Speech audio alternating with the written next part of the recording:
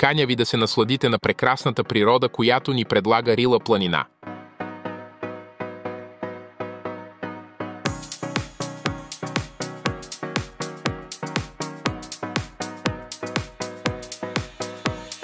Пътуваме по пътя от Самоков до села Мала Църква.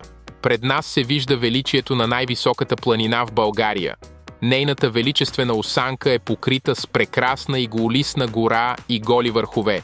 Аромата на смола и чистия планински въздух ни умайват и пленяват. Не можете да го усетите без да сте били там.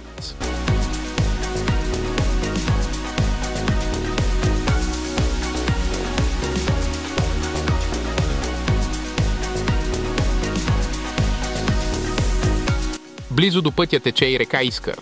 Тя е с ледени и кристално чисти води. Покрай реката има много къмпингуващи, дошли да си починат от бързото и тежко всекидневие.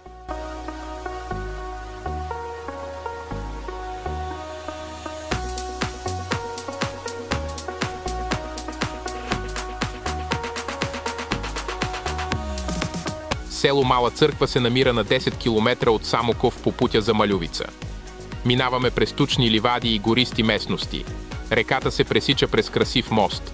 Селото е сгушено в самата планина и дори и през лятото, височината на която е разположено, донася хлад през вечерите.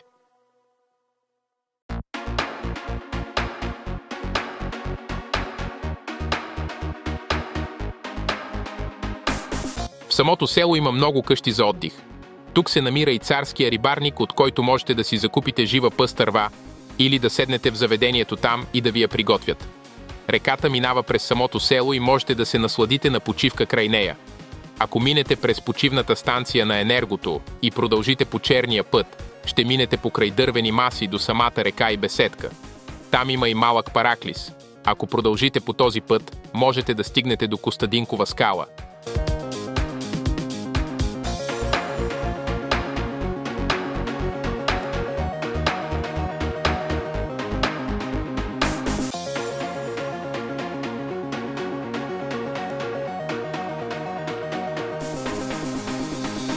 Пазете природата и тя ще ви се отблагодари.